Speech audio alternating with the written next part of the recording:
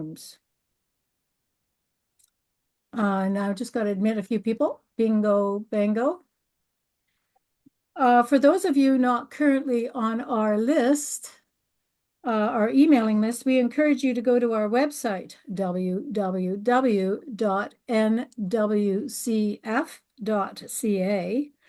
At the top of each page, there is a blue button. Please click on the blue button, and you will be taken to a form that allows you to sign up to receive our emails about upcoming events. And on that note, we would like to announce that our next speaker event on November 24th will include another Winnipeg artist, the Sadie Bronfman Governor General Award winner, Grace Nickel. Grace will discuss her storied career and, let's see, where am I? And focus on the importance of the Anabaptist Habanware ceramics to her own cultural history. Her talk will include a conversation with the board member Carol Mayer about the Habanware ceramics in the Kerner collection at the Museum of Anthropology. So please stay tuned for more information on that. For the duration of the talk, we ask you to please mute and remove your video. It improves our transmission. At the end of the talk, we will have a discussion period during which you can turn your video back on and your talk if you wish. You can type in your questions to the chat function at the bottom of the screen. So please note this talk is being recorded. We will post this talk on our website, where you will be also able to find recordings of our other Zoom presentations. There we go. So now I am very pleased to introduce our speaker, PJ Anderson. PJ Anderson is a Caribbean, Canadian, Red River Métis artist from Thompson, Manitoba, Canada. She has exhibited her work internationally as resident artist at the University of KwaZulu-Natal. KwaZulu-Natal? There it is. That's the one.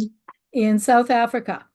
In China as a finalist in the International Ceramic Magazine Editors Association as emerging artist in the Emerging Artist Competition in the United States and across Canada. She is a recent MFA graduate from the University of Manitoba and a former NCCA Director at Large. PJ is currently serving as NCCA's Director of Programming 2024-2026. It's a big job. And she is part of the organizational team of the Color Network.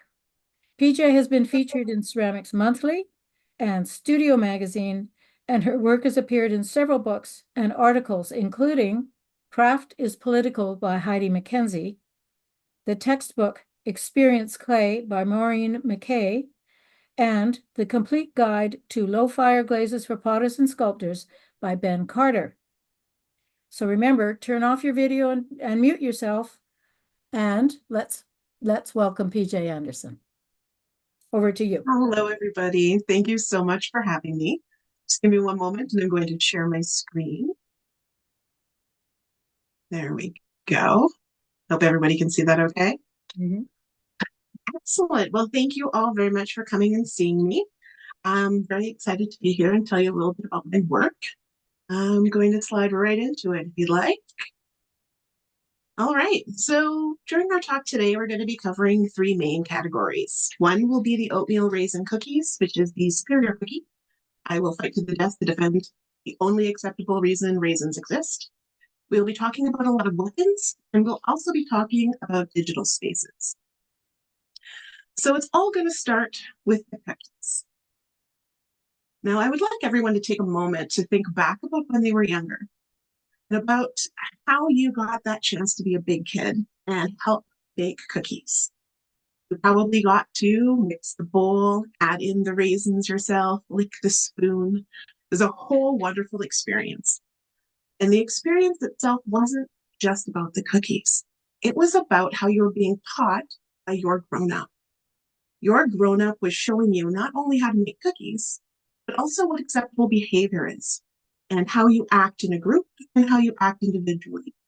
They're showing you how to show somebody that you love them and how basically to behave as part of society. Now, none of that is just nostalgia. You can go on the internet. You can get a recipe for a bunch of cookies at Subway, but it really won't match the impact of the moment where your grown up shared this event with you. So I feel a little bit like learning at school is like getting the recipe or the directions, but getting someone else's rules on how to connect, how to behave, and what's important. This is why you have to scroll so far down in recipes online. They're trying to get this story out to you to instill this sense of connection. But we hate it. We all hate it. Nobody wants to actually read the story. It doesn't feel like a genuine or real connection. I'm getting ahead of myself there. Well, a bunch of other points of view and other kinds of knowledge are always valid and worth knowing. It's really important when you don't belong to that majority culture. Realize that these things that are designed to help you connect with the knowledge aren't about you, and they really aren't for you. Brings us over to the weaponizations. Now, what do we even mean by weaponization? Well, to me, it's about taking that thing, that experience of connection, of place and value, and showing you why it's wrong and inferior. Now, when I first started back in university, 1,000 years ago yesterday, because it's my birthday, I wanted to learn about art of traditional peoples. My mom was Red River Métis, and my dad was of African descent via Jamaica. So I wanted to really learn and connect about the art of those people. I was just unable to connect with the Gothic churches that we were learning about the Renaissance. None of that felt relevant to me. We spent months learning about European art and architecture, literal days on all of the Americas, Africa, and South Asia combined. It felt like my interests in those peoples were seen as some odd quirk, and that I ended up moving over to get a minor in anthropology. It was the only place that I could really see and learn about the art and the peoples that I wanted to know about. So, as much as I was disappointed in that experience, I really had to realize that it was really not intentional. Nobody was really doing it because, they wanted to make me feel bad. People teach what they're taught, and they share what they have learned to be valuable and good. So this made me think about the things that I find valuable, important, and good, how those things are interpreted, depicted, and used. So this brings me to one of my first weaponizations, which was my unusable pots. So these are both low-fired earthenware that are terra sigillata, burnished, and smoke-fired. These were quite the oddity where I was, because at the time, the University of Manitoba was very much a high-fire school. That was gas kilns, cone 10, wood fire, chinos, porcelains, all of the things. But as much as that information was very important for me to learn, and I'm very glad that I learned it, it wasn't really what I wanted to know. So I started creating work on my own that really felt more specific to me and to my experience and what I wanted to learn about and what I wanted to do.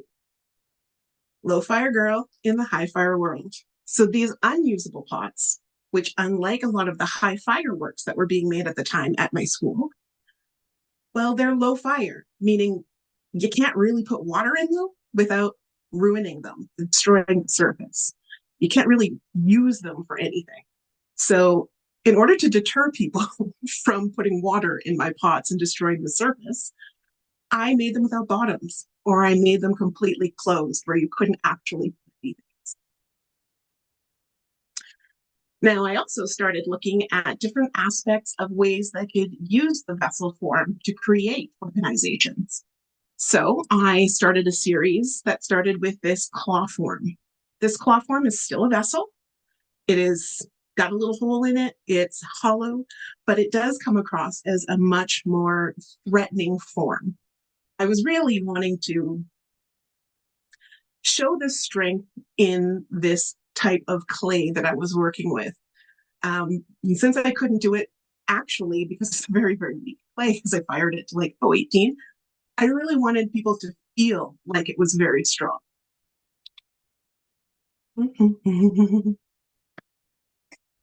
Um, this part right here is when I started to really, really crystallize that idea of weaponizations in my head. Now, I'm going to preface this part by telling you I'm from the North.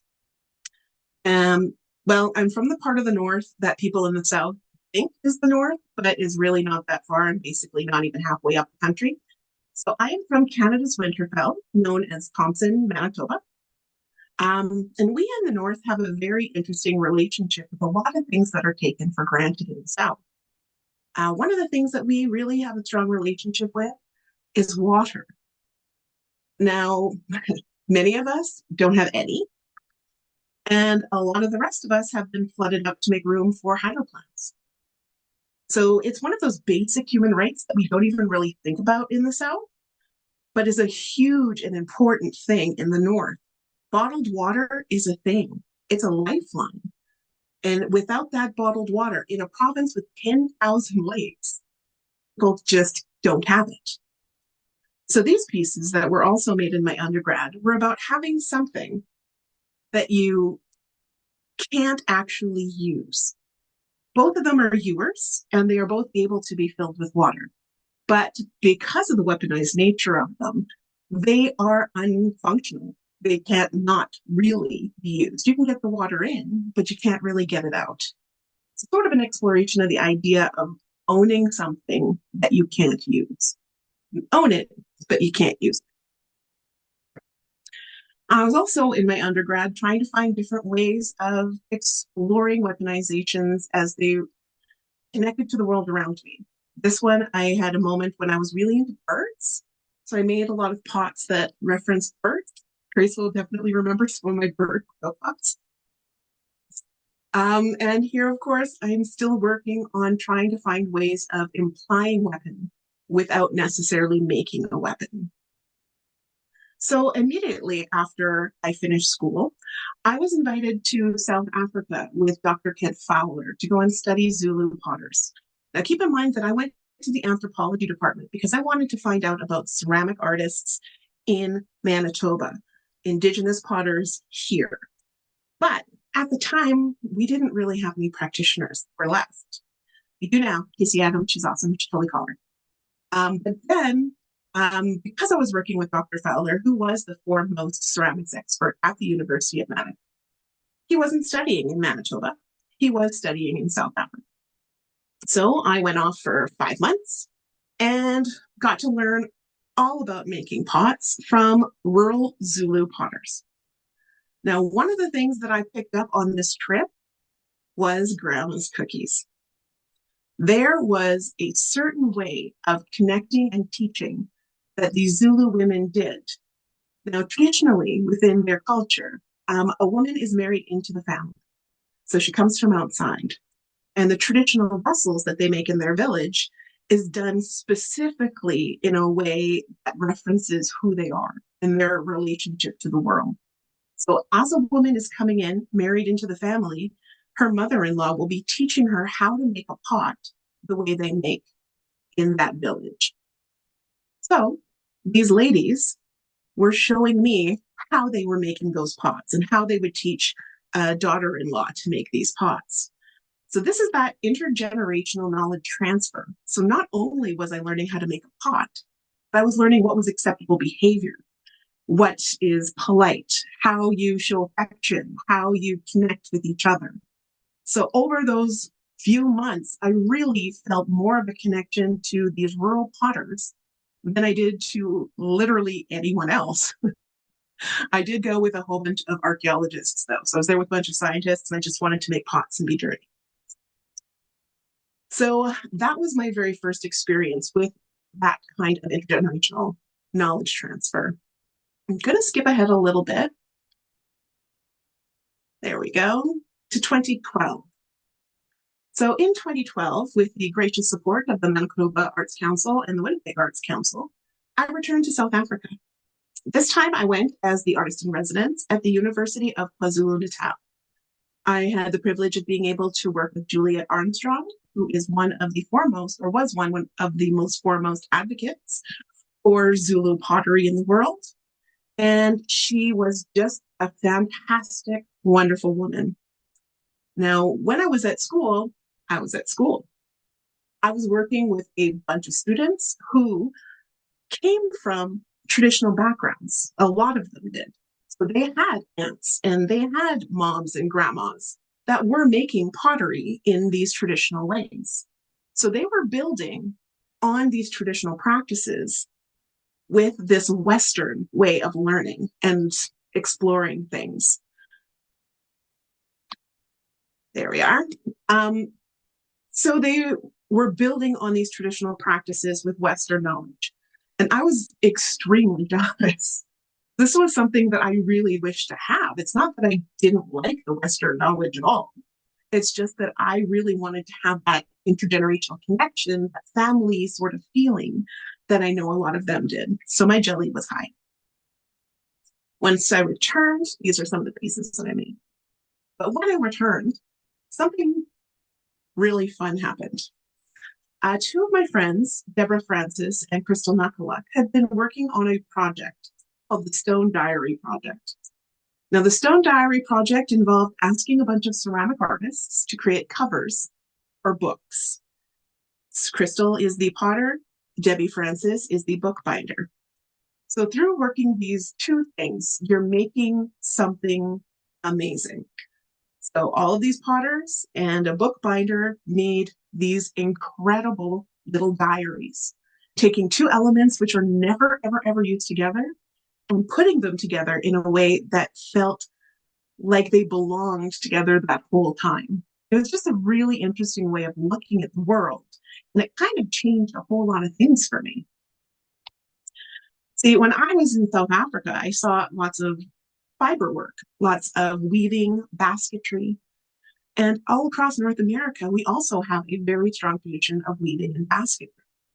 So I wanted to know if there was a way that I could use the weaving and the ceramics, the basketry and the ceramics, as a way of exploring what it feels like to exist in two different places, to have one whole be made of disparate, different things and create something new and something beautiful.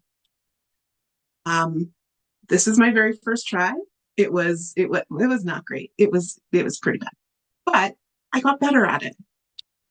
So I spent the next little bit looking at what I can do with taking fiber, taking paper, taking hemp cord, and weaving it into my ceramics, and what kind of statements and what kind of shapes and forms would I be able to pull out from that.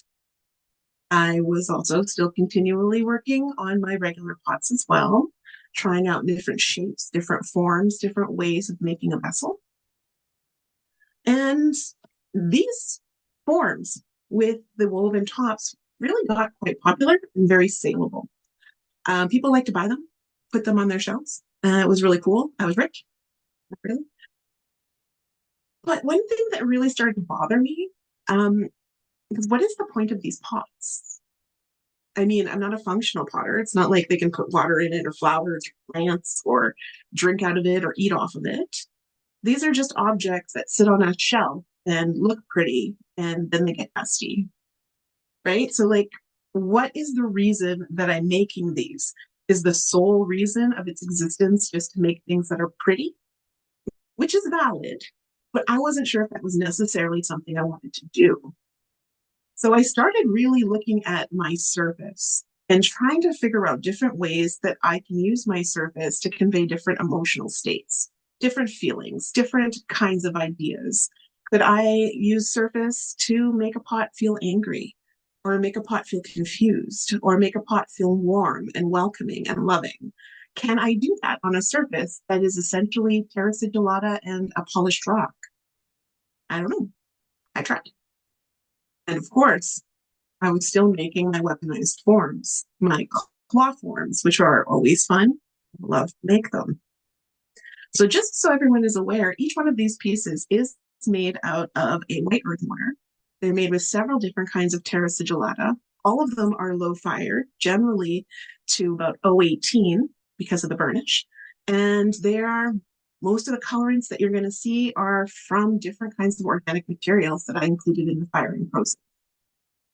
So now that I had made those beautiful containers, that's existence was only just to be pretty, I really wanted to think about what other ways can I use these beautiful surfaces, these beautiful pots, these beautiful objects that just sit around and look good. So I was wondering if I could really push that push pull that you get from my buttery surfaces that you want to rub your face on, and something that is an implied threat, something that promises hurt. So being part of North America, I'm very aware that there is a very strong gun culture, an almost fetishization of weapons in the United States. We use weapons a little bit differently here, but there's still similar concepts that run around, especially in the big cities. But I really wanted to understand how this concept of weapons being used as a religious icon almost could really happen. And what would that look like if I made a form that expressed that? So those pieces we just went on are some of my very first truly unconventional weaponizations. After I made some of these pots, Grace Nickel, who's here somewhere, had invited me to be a part of Thousand Miles Apart, which is a fantastic conference that we have in the West because no one in Ontario invites us to anything, and was coming up with some really interesting ideas. At that time, this was about 2017, 2018, we were in a weird place as a people in North America. Donald Trump was a thing. The convoy people were a thing. We had just had a bunch of deaths in the States of Black children for existing. So I started to think about some of these weaponizations that were truly unconventional, something that is in reality not something that should be in any way terrifying, but due to context, it now is. For example, we have our black hoodies. Now, black hoodie is not a thing. On the right, we've got my black hoodie pot. But if you are a youth of color, wearing a black hoodie could literally mean that someone has the right to shoot and kill you because you look threatening. In Toronto, we were having an issue with a serial killer and the police having a difficult time getting the gay community to cooperate because the gay community is very much still traumatized by their treatment in the 80s when they did bathhouse raids and would harass homosexuals. So just existing in a city like Toronto and being queer was threatening. We have, of course, everyone's relationship with oil and gas, how oil and gas for most people in Canada is not really something to be scared of. But if you're an Indigenous person who happens to have oil and gas on your traditional territory, well, it's an actual existential threat. Red hats, there's really nothing at all terrifying about a red hat. But since 2016, if I see a red hat, I am definitely going to be paying a lot of attention to my surroundings and trying to get somewhere that's very well lit very quickly. And of course, bathrooms. If you are a gender questioning or non-gender conforming person, a trans person, using a bathroom can get you killed. Like just having to pee is another existential threat. None of these things should be terrifying, and none of these things should mean that you might die, but each one of them do. So after that, I got another grant from the Manitoba Arts Council. Thank you so much. And I decided I was going to go down to New Mexico and study with Indigenous potters and also Indigenous weavers. I was really still looking for that kind of connection, that intergenerational knowledge transfer, like I'd gotten when I was in South Africa. So I headed down, and one of the first places that I visited was the New Mexico Center for Archaeological Research, where I met Mary Wayaki, who is a Comanche archaeologist. And she hooked me into this program that was being run in conjunction with the Heard Museum in Arizona, where the Heard Museum was paying Indigenous artists to teach Indigenous youth traditional practices, traditional craft, traditional anything, in order to make sure that those traditions didn't. Now, they stretched the rules for me a little bit and pretended I was a youth, which I barely am not. And I got to be a part of this class. And I got to learn from Chris Lewis some Hopi weaving techniques, from the picking of the plants down to the weaving, the entire production. I also met with several Indigenous groups and learned the pottery techniques, from how clay was harvested, how it was processed, how they made their pots, how they fired their pots, how they decorated their pots, how they sold their pots. And I also headed down to El Paso, Texas, to go to a Mata Ortiz workshop.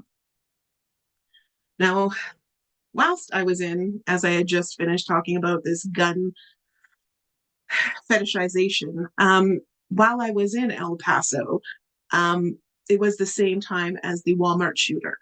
So there was somebody who went to the Walmart and just started shooting brown people. I wasn't anywhere near there, but I got the alert to the phone, and we all turned off the lights and closed the windows and continued making pots in the dark. And I really, really, really missed home more than anything. So it just sort of highlighted the way that violence, intimidation was really a factor in how people can exist just being brown in the United States. So here are a couple of the pieces that I made using the techniques that I picked up when I was in New Mexico. So it was some different burnishing techniques, different ways of creating surfaces, using shiny and matte, carving. Really, really amazing. And I really, really am excited to make more pots that are similar to this style. So all of that is going to bring us to my grad school experience. Digital spaces. Now, this was right in the pandemic. I didn't actually meet any of my cohort in real life until like almost second year. We did everything online. Spent a lot of time online since we couldn't really go out anywhere. Delved into Reddit. Now, I don't know if any of you guys know this about me, but I'm quite a science fiction and fantasy nerd.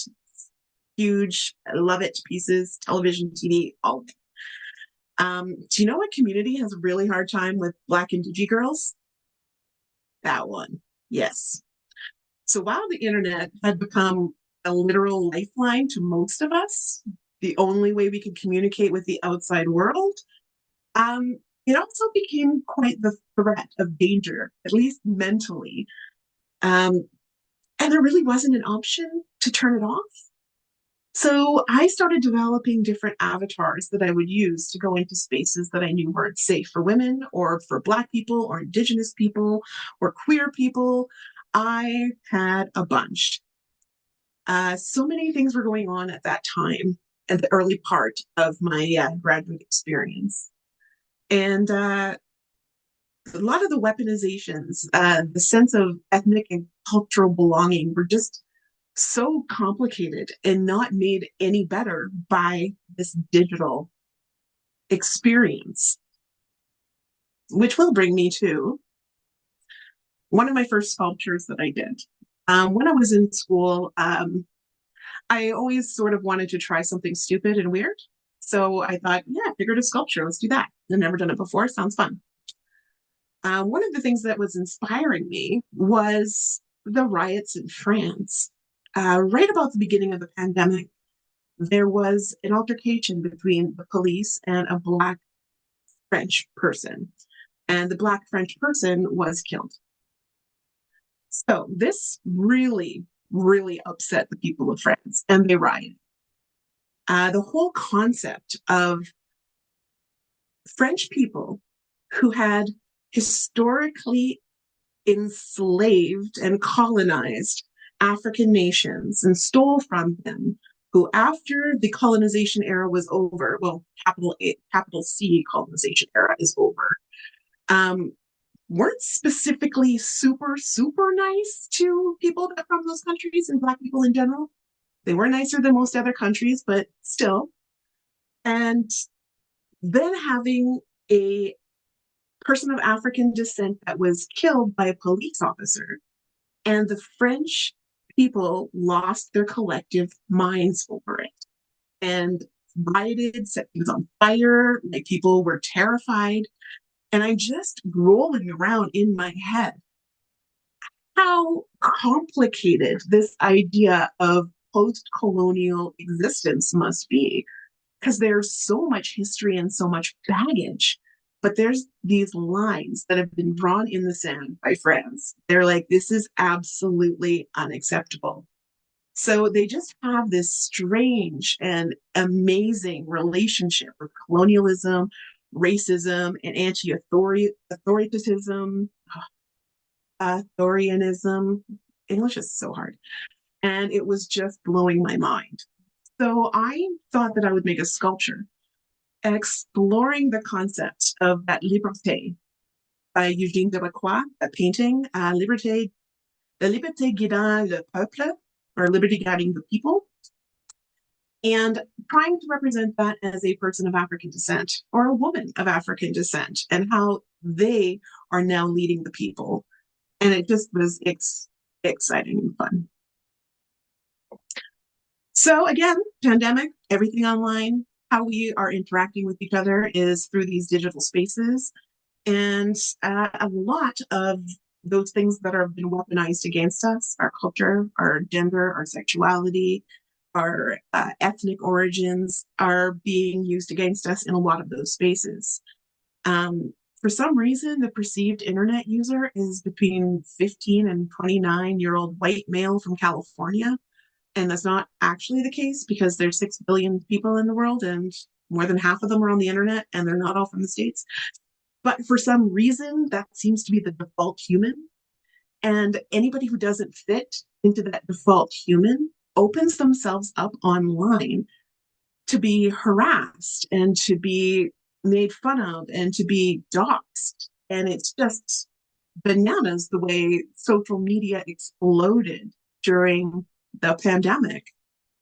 So a lot of the work that I did whilst I was in my graduate time was really about that relationship between your gender, your sexuality, your culture, your ethnicity, and how you are able to navigate those digital spaces safely, but authentically. And can you do it? Like, I had invented several different personas so that I can exist on Reddit and go and look at science fiction and fantasy. Or if I wanted to get into an argument with somebody about Captain America, I had to do it as a white dude and not as a Black Indigenous woman from Canada. Otherwise, somebody would start sending inappropriate pictures to my email and telling me they know where I live, all of these horrible things. So some of the pieces that I made were trying to reflect some of those concepts about how, if you were to go in as your authentic self, how you would really have to be prepared for war. Different ways of exploring and using your culture, different ways of hiding your culture, different masks that you put on while still trying to be authentic, but not opening yourself up to any of those dangers. How people tended to lose their concept of true north, of what is reasonable behavior, what's polite, and what's something that you would do with a neighbor is not the way you behave online. Like, we've seen it. It turned into this awful place where you would say things that no one would ever say in real life. And I finalized it by making a giant mech armor robot, my absolute complete armor against the world, something that you would put on to go and exist and try to be. Yes, the whole time I was in graduate school, I started thinking and looking and noticing the worst that we had to offer. We were given a challenge, and we were terrible. We were terrible to each other. We were terrible to ourselves. And arguably, the world has become much, much worse in dealing with each other, in interacting as human people. That's not a great place to be. That's not a wonderful place to want to live. I don't want to be looking around and seeing everybody and thinking they're terrible. But secretly online, they're like harassing a 15-year-old kid till they kill themselves. But I know that that's a thing that happens. People do it on video games, people do it everywhere. People are on their phone having internet fights with their nieces and nephews over Facebook. Like, it's absolutely baffling. And I am not very happy with where I ended up. So I started spending a lot more time trying to find a more positive way of looking at these weaponizations. I'm trying to find a more positive spin, at least for myself, so I don't keep drowning in all of this negativity. And one of the things that I found was this fantastic television show called The Good Place. I don't know if any of you have ever spent some time looking at it, but the entire course of the show is learning how to be better people. One of the themes that comes up over and over and over again is, what do we owe each other? What do we owe each other as humans? What do we owe each other as part of a global community, of a city community, of a country community? And the answer really is everything. So I keep trying to behave and hold myself to a standard where I owe other people to try to be good, to try to be better, to try not to pay attention to how awful we tend to be to each other when given free rein. I work really hard to try and find, you know, the helpers, the people that are trying to do the good things. So that is really where I'm at right now. I most recently have a new studio space. I am ready to make new things, and I'm trying to find a way that I can still explore without all of the dark that I've been carrying with me throughout the grad school pandemic experience. So, thank you all very much for joining me. I really wish that I had some wonderful new thoughts and ideas moving forward, but I think I still need to really dig down and try and find ways that I can explore concepts that aren't going to make me sad. So thank you very much. If you have any questions, please let me know.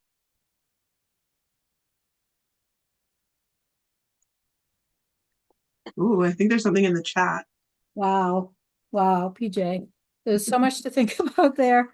And it's a trend that I've been hearing of people. We've sort of reached this terrible point, haven't we, with our knowledge of the internet, our experience with the internet, and with voting, Mm. with current politics, all that stuff. We're sort of reaching a particular low, social low, I think. And I do think, things Mm. through the pendulum. And Yes. and I think that a lot of people are beginning to think like you. Mm. This is just, this is just too awful. We've got to move on. So there you are. Now let's see if there are questions. There's a lot of lovely comments. Mm. There's one person here. I'm just getting to the bottom of it. I did not get the name of the show PJ recommended about getting to to be a better person. Oh, that is The Good Place. It is The Good Place, and it's on Netflix right now. I watch it all the time whenever I have a day when I realize the world is terrible. Yeah. I go back to The Good Place and try and find a Netflix. better way of looking at it. It's nice to know it's on Netflix. It is on Netflix. On Well, there you go, Netflix. gang. Yeah. Um, okay, I'm still starting at the bottom. Art's role, imagining better futures before us. We can actually articulate strategies to get to those futures. I wonder Mm. if you position your work in that context as shaping speculative fiction. Um, Mm. so can you articulate any strategies that you have? For trying to make the world a better place. Yeah, you're using, I think what she's saying, your speculative fiction.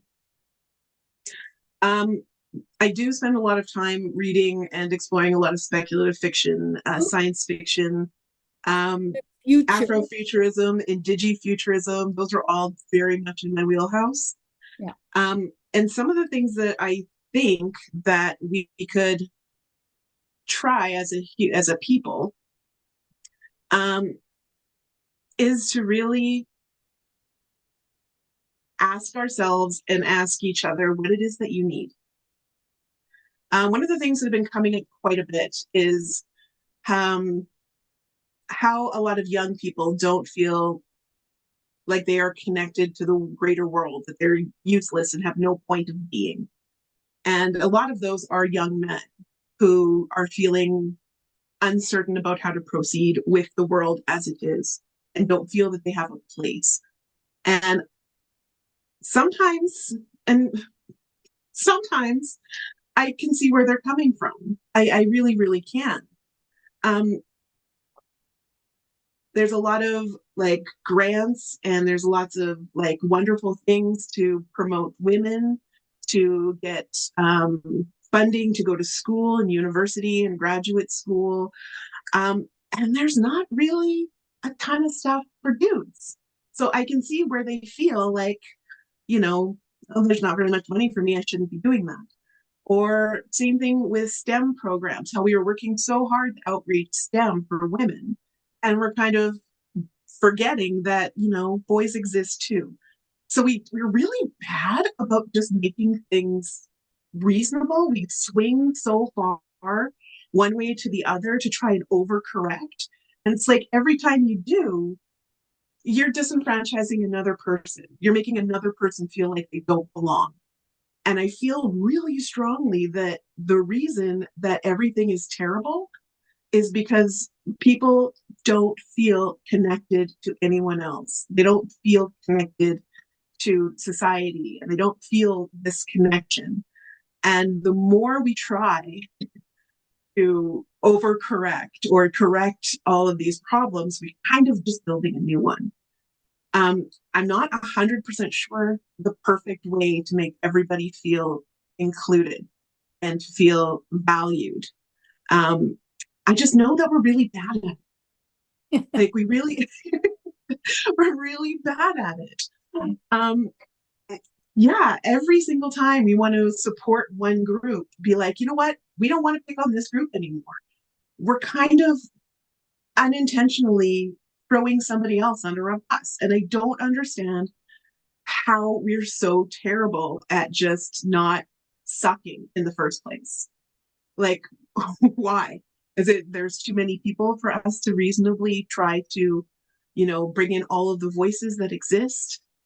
Is it, the fighting between the old guard and the new guard and both of them fighting for supremacy? I really don't have an answer. I just really, really, really hope that we get better at it. I read a lot of books about futures that have gotten through this part, like through this exact time, like the last, since the 1950s, I guess, until the future 2050. And that 100 years in you is almost universally seen as awful in science fiction and fantasy.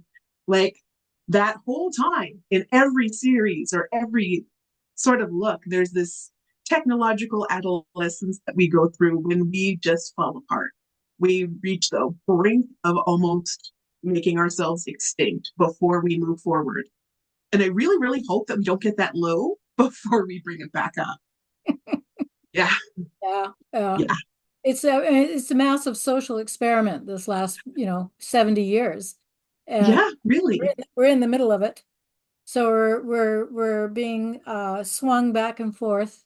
And as you say, people are being neglected in the swings. Those of anybody who's hopeful can only hope that the swinging can centralize and inclusiveness can exist. I was going to ask a question about how your feelings about the use of art as a communicator um, of activism and these kind of concepts that you're putting forward. Amy and I are both engaged in a project where we're trying to use art as a medium for activism, and it's a great wish because art is a great sort of visual communicator. Can it be an advocate? Can it be effective? How do you make art effective as a voice, as a social Mhm. critic voice? What do you think? I sort of have a mixed feeling here because on one side, I feel that art is the most universal of communication. That is why it exists. It was one of the first things we did as humans was to try and use art to talk to others and share our thoughts and opinions. But I also feel that we right now are kind of in a place where we're trying to balance connection to people and the history of academia and value. So we have a lot of academia and higher learning and very fancy language that is not meant to connect with humans. Yeah. It's not meant to connect with the greater world. It's meant to communicate with other people of academia. And that is fine. It just leaves out a whole bunch of people. So there's like these movements to try and make it more accessible, to try and make art something that anybody can see and appreciate and understand and think about critically. But we're not quite there yet because it's still an us academic versus everybody else thing. And we want to justify our master's degrees. We want to have a point of why we did it. But at the same time, we do want to connect and we do want other people to be able to engage and appreciate it. Yeah. So yes, art can be used as the in this way and to change the world. It always has. But we built up a lot of barriers between art and people. Yeah. And I'm really hoping that with a lot of the activities that have been taking place over the last, I don't know, 10 years or so, we've really worked hard on lowering those barriers Yeah. and making art more accessible to everyone and not just to those of us that went to school for 800 years. Yeah. And that really has been a trend. And I think there is Mm-hmm. a big pushback against that trend. Now, Well, Magdalena Magdalene. Adlin, has her hand up. Hi, PJ. Hi, friend. How are you? I'm good. It's good to hear your thoughts. Oh, thank you. I was hoping to circle back on the notion that the pendulum swing you were talking about, Mm-hmm. and how the pendulum has swung to a point where young white men are feeling that they're not being considered. And I don't know. I actually, I I don't think that that is. I would challenge the notion that that is a signifier that we've gone too far, let the pendulum swing too far. I Mm-hmm. think you mentioned the importance of connection. And in talking with the white people around me, I think that's actually the key is to identify, like, okay, so I'm connected to community. So if I can, like, if these young white men or the people who are feeling they're not being served, who have historically been the priority group for hundreds of years, Mm-hmm. if Yep. they can shift their perspective to, instead of what about me thinking, identifying, Mm-hmm. situating themselves as part of this community. And so what about me can serve this community as opposed to like, I'm not getting mine kind of I thing. really I agree. just wanted to I sort of do. I challenge the. do 100% agree. The pendulum that exists, I don't think that it's gone too far in giving opportunities to women or queer people or people of color. But I do very much see how somebody who has always had their voice recognized as a priority, who now has to fight with everybody else to be heard, that can feel like discrimination. It Right. can. And we are tending to spend more time talking to people like me. And that's not bad. It's not bad. It's actually fantastic because these voices have not really been heard.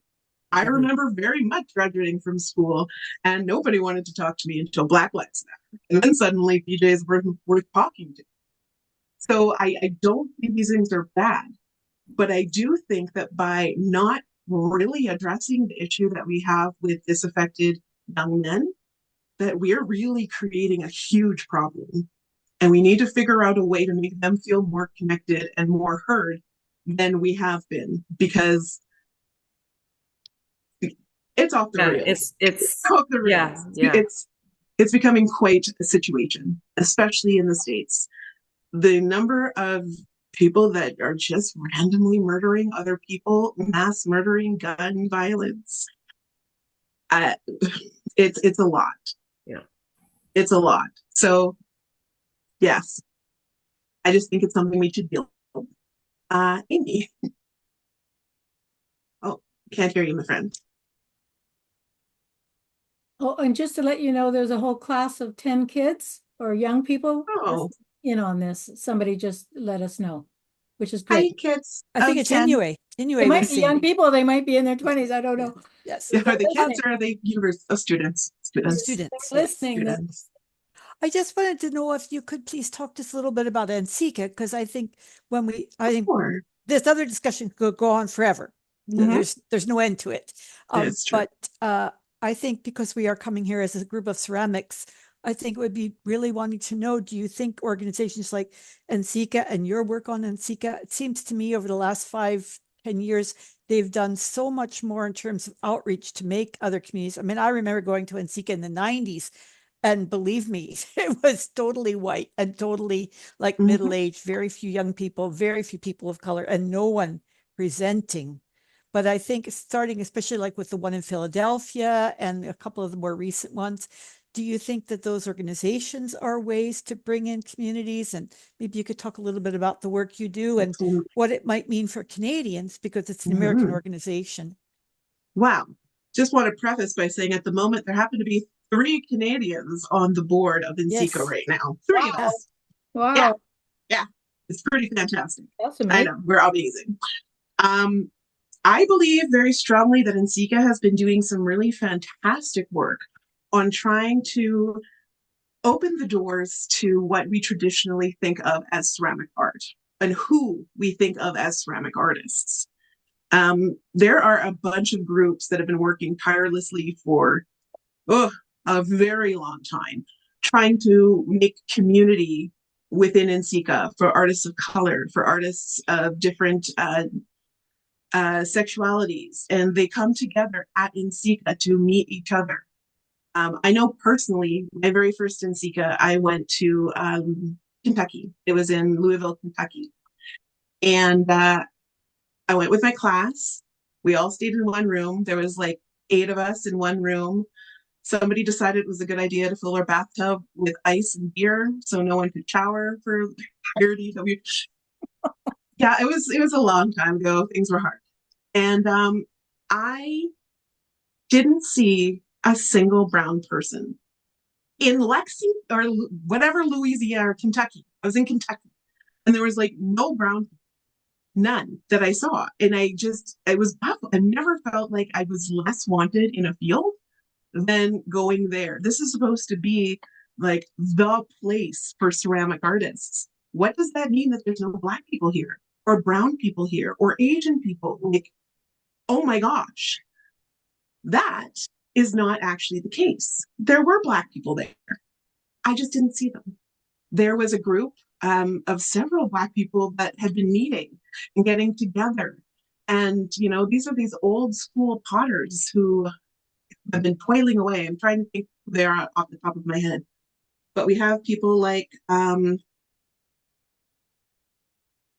my brain is broken. It'll come.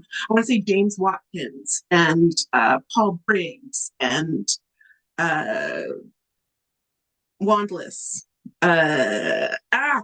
Anyways, amazing artists that were making friends and that were making community. But I just, was coming with my group of like Canadian friends who hung out with other white American Canadian people. So I never met any of them.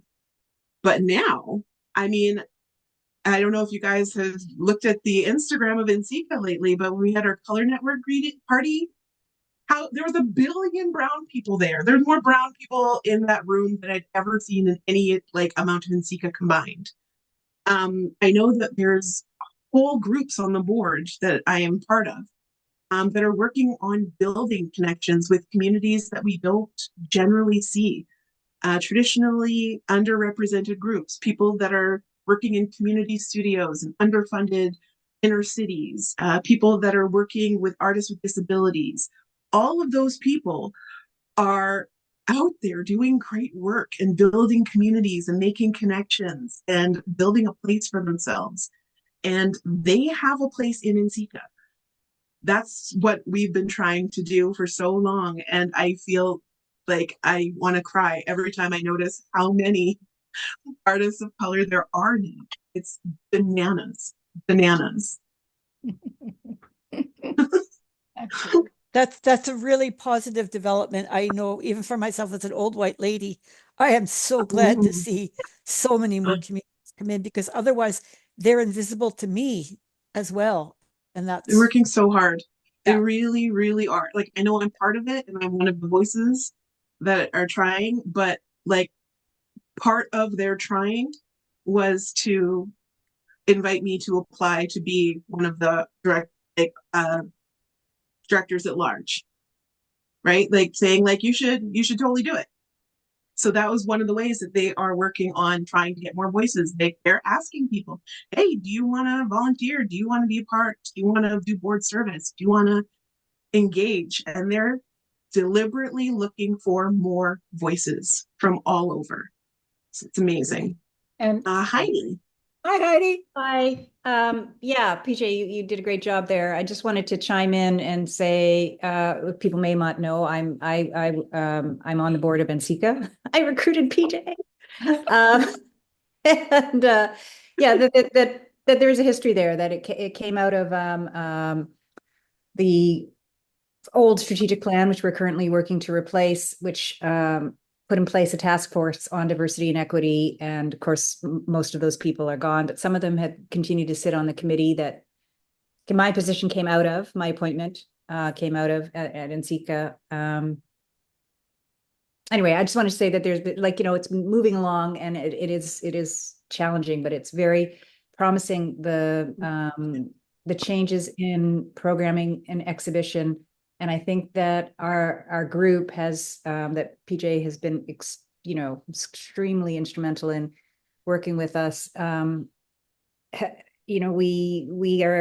have done some strategically positive things in terms of, I mentioned Theaster Gates in the chat. So Theaster Gates was responsible for building the Multicultural Fellowship Program, which now we have 140 alumni of. And every year our committee personally sends out a letter to all those alumni and say, hey, this is what's happening in terms of your opportunity to apply for exhibitions and programming. And if you have any questions or concerns, we're here to help you.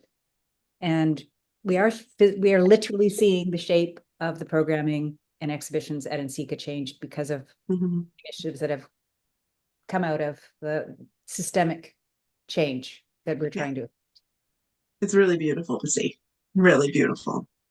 Magdalene. NCECA has been doing amazing work, including people like Heidi and PJ, but because we are all connected, just to pick that thread up again, that PJ that you laid out for us, it's not just NCECA's job to make sure that people of color, Black, Indigenous, and other people of color are seen. And it's not the racialized community's responsibility to let you know that we're here.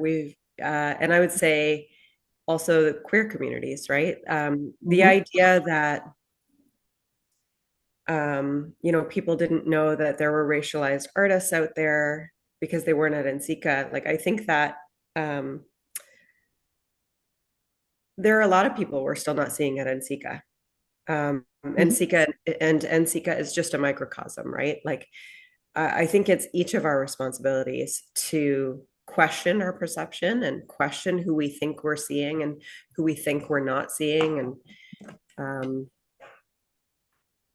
Who aren't we? And to let us know, to really, like, since I'm on the board right now, if you are seeing that we are not inviting somebody and there's somebody that's not there, let me know. Because I literally am trying to build. I don't want anyone to go through what I did when I was in school, where I don't see anyone who looks like me or doesn't look like, someone who is some sort of English Scottish Irish person. That is what I grew up with. All of this variations on white. Like that was my whole school experience. Nobody even told me about a Black artist until I was in ceramics with Grace Nickel. I didn't have a Black teacher until I took African history in university in my 4th year. That was the very first time I had a Black teacher. Like, that's bananas, you guys. No one should have to go around thinking that they are the weirdo because they're brown or because their food has spice in it or whatever's. But that was really very much my experience. And I know it's not like that anymore. I'm an old lady now, so many things have changed because it was my birthday yesterday. So I'm an old lady. But I'm really, really trying my best to make sure that students in my classes or people that I talk to or who I engage with are really able to see some part of themselves reflected, or just to see somebody who looks slightly different. That is what I hope. That is what I hope. So, And that's what we're doing at NCCA. Madeline, do you think is not being seen? I'm glad you asked that question, but that's Mhm. not a question I'm going to answer. Like, that is the job of each of us to do that work. Mhm. Oh, I see. So I think that's a question that is worth leaving out in the mental space, the Zoom space, because that's not my job. You're right. You are 100% right. And there was somebody, I think it was Mapo, who actually had said a few years ago that if a group of white people want to sit around and discuss ways that they can make the world more equitable, then that's what they should be doing. Like, don't invite me to this party. Like, I'm not part of this. You guys need to decide for yourselves how you want to change the situation. And now that I'm in a position of power, because I'm on a board, now it's really part of my job to try and make this better. Anytime you have a position that lends itself to it, you really have to try to be the change you want to see. And that's what I've been trying to do with my work with NCCA, my work with the Color Network, with just being super loud and irritating to a bunch of people. Yeah. So that. So there you are. Now, does anybody else have a question or comment? Heidi? What's up, Yeah, Heidi? I just, without naming any names, I think, Magdalene, anyway, this whole the topic that we have, PJ and everybody's been talking about, I actually have a friend, a white ceramic artist, male, who will remain nameless, who was teaching at a major arts institution, and they were really excited because they came back to me and said, Heidi, you won't believe it. We had this whole discussion around diversity and equity and how should we shift things, because we're all a bunch of white guys, teaching in this program. And I was like, great. And he said, well, we talked about it for quite a while, and then we decided that none of us wanted to lose our jobs, so we're not doing anything about it. So it's like, that's the thing. That is it. That is why in academia we haven't changed the language so that it's more accessible. That is why, like, we want to be able to justify our own experiences and our own sense of worth that came from all of these things. It's a hard thing to give up. Having a power of any kind, a financial power, authority, that's all super hard to just give up for the greater good. Like, do I want to be homeless for the greater good? Do I want to not be able to pay my mortgage for the greater good? Yeah, and that's a little bit what we're kind of asking for, really. It's rough. Like, this is like what I was talking about with, the France situation. This is complicated. There's no simple, easy soundbite answers for the kinds of relationships that we're having right now, the kind of issues that we're having right now. If there were, we'd have fixed it 800 years ago. But we haven't. We're still fighting about it. We're still having problems. We're still having problems with power dynamics and Western power structures and all of these things, hierarchies. And yeah, I don't know how to fix it, y'all. I don't know. If you guys know, please let me know. I'll make it happen. I'll take it all over the world. Benevolent dictator. I will solve it all. But I just need a direction. Well, Until then, conversations like this go a fair distance. I hope so. Well, I really, really they do. hopefully create some kind of connection or some kind of mutual understanding from other people's points of view. And I mean, that's the whole intention of these speaker series, you know, is that we reach out with all kinds of information, create connections, open up minds, and see whole different ways of working in art, all that kind of stuff. So, I mean, I think you just have to carry on doing what you're doing. Well, I have no plans of stopping. That's right, I'm sure. No plans so far. No plans so far. It's going to take forever, but never mind. So has anybody else got something there just that I am missing or you would love to say? Question, have I missed anyone's question? Jump in there and say something. So. Look at all these birthday wishes. Thanks, guys. Yeah. We don't dare ask, eh? Which barrier have you leapt over? I'm a Zennial. Does that make you guys happy? I'm a Zennial. Zennial. Uh-huh. Sure that I know what that is. I know Zennials be Okay, there's Gen X and then there's millennials. And That's then right. there's like that time in between the two where you kind of fit both. Yeah. And that's me. So I'm a Zennial. Okay. We are, yeah. Yeah. But I'm partially Gen X, so most people don't pay attention to me. Right. Right. Well, there you go. It's an interesting birthday. It's Kamala Harris's birthday today too, so you're in good company. Oh, Kamala, my girl. Yeah, Best of luck. absolutely. No kidding. So, Scary. Oops. What's happening? I'm not sure. I don't know. Did I do that? Nope. No idea. Okay. No idea. It's one of those mysteries. One new message. Happy birthday. Thanks, Grace. That's my teacher. She's here. Yes, we see Grace. No, I don't know. Have I missed a question? Anybody? I just don't see the new question. Hi, Heidi. No, I don't think it was a question. I think it was just a comment. Okay. Well, it's sure lovely to see all of you. Lovely to see you, Heidi. It's been donkeys. It's wonderful. Thank you all for coming and visiting with me.